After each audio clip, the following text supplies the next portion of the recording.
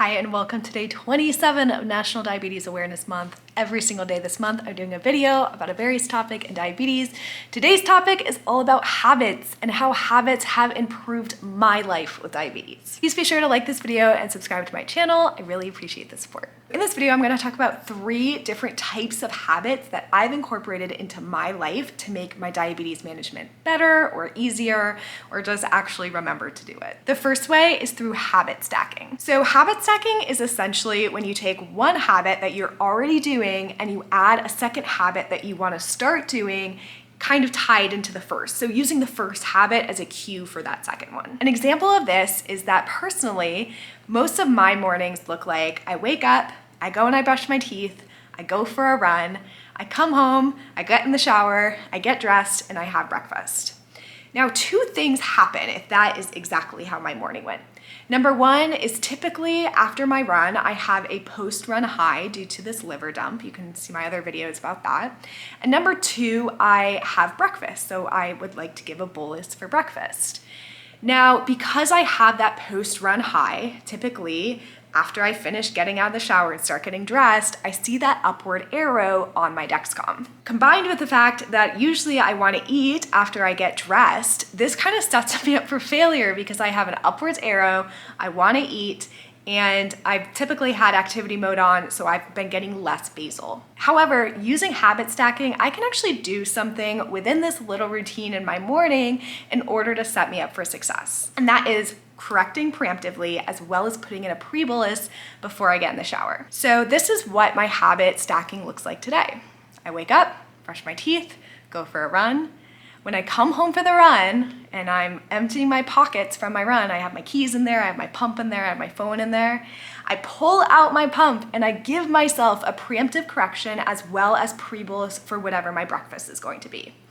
From there, I hop in the shower, I get dressed, that takes me about 20 minutes, and by the time that I'm sitting down to eat my breakfast, I already have some of that insulin flowing in me. So if I do have that upwards arrow, I know that I've already given my insulin to start to bring it down, as well as my pre-bolus, so I feel confident that eating that meal isn't going to send me up into the 200s. So that is an example of habit stacking. I include that habit of pre-bolusing and giving the correction after I run. As soon as I get home, pull that pump out of my pocket, that's when I do it. Now, just a little bit more about habits is effective habits have a cue, the actual action of the habit, as well as a reward. In this case, the cue is emptying my pockets and about to get in the shower. That's when I know that I have to give my insulin. The actual action is giving my insulin. And then the reward is that when I'm eating breakfast, I don't have to worry about having that upward arrow, and my blood sugars are typically pretty good for the rest of the morning. That feels good, and it keeps me doing this action time and time again. The second type of habit that I use is pairing habits. Pairing habits is essentially when you take a task or a habit that maybe isn't your most favored thing to do, and you pair it with something that is enjoyable in order to make that first task more enjoyable. My favorite example of this is like turning on your favorite song as you're doing a site change.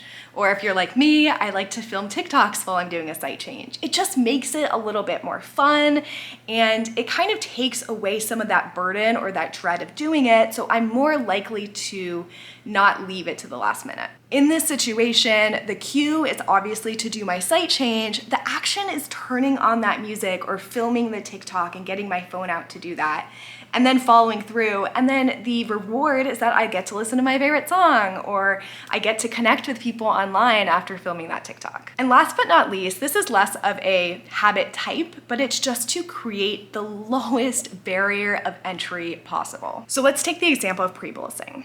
Let's say you want to start pre-bolusing and you think you need about 30 minutes before your meal to implement that pre-bolus.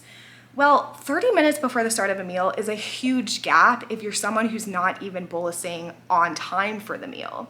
However, if you start to think of it like I'm going to pre-bolus 5 minutes before the meal, that lowers that barrier of entry so that the habit doesn't seem like such a big task to do. Another really great example of this is exercise.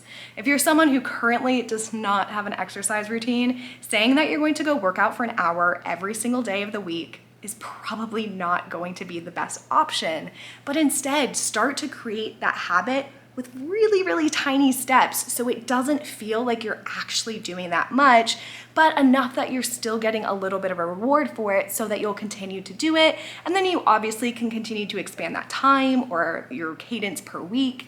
And then you get to a place where you're like, wow, working out every day is a habit and it doesn't feel like this huge task. So creating that lower barrier of entry, make sure that you're creating habits that are actually sustainable. So again, just to recap, we have stacking habits, we have pairing habits, and then we have lowering the barrier of entry for new habits. I hope that this is helpful for you and whatever habits you may be trying to incorporate in your life. Obviously, this works for things beyond just type 1 diabetes, but I do feel like in diabetes, habits play such a big part in our management, because if we have positive habits around a lot of diabetes management actions, all of a sudden it just makes diabetes feel a little bit easier because less thought has to go behind every single thing that we do. Thank you guys so much for watching. Please be sure to like this video, subscribe to my channel, and I'll be back tomorrow with day 28.